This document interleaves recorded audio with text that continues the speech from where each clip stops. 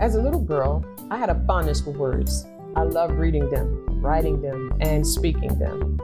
I would read dictionaries and encyclopedias for fun. My favorite subject to research was Africa.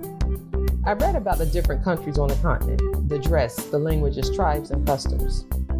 There was a longing in my soul to one day stand on the soil of my ancestors, and I vowed to make it a reality one day. I learned a lot growing up in the southeastern United States. I learned that people with my skin color, hair texture, and distinct features were made of God, but second-class citizens, separate but equal, human but less than, a servant dependent upon the guidance and influence of the self-proclaimed superior race.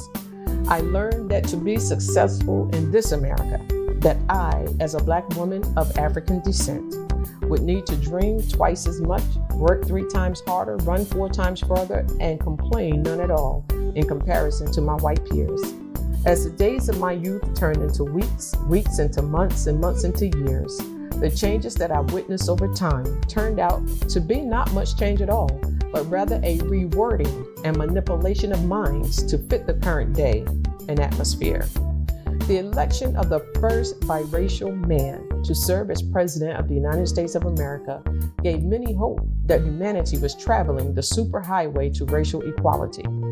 But along the way, we encountered many roadblocks, detours, traffic jams, and head-on collisions that not only impeded progress, it set us back.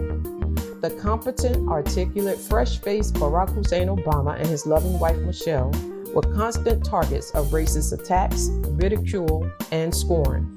Yet they served 2 terms with dignity and pride that we should all hold dear. As we grapple daily with the violent and unjustified deaths and untimely deaths of Black people, Black men in particular, at the hands of law enforcement and each other, it becomes imperative that we rise with locked arms and unified voices to fight this enormous beast that threatens our very survival as a people. If we don't fight for change, how can we look into the beautiful, innocent faces of our children that expect us to be their defender and protector? What answer can we give to their "but what did you do to help" questions? Black bodies are made of flesh and blood like all others.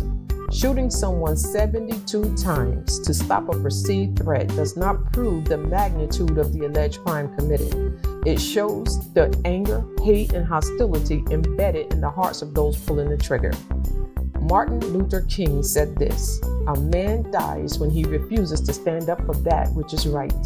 A man dies when he refuses to stand up for justice. A man dies when he refuses to take a stand for that which is true." The quest for justice and equality must remain an active process because, simply put, we have not arrived.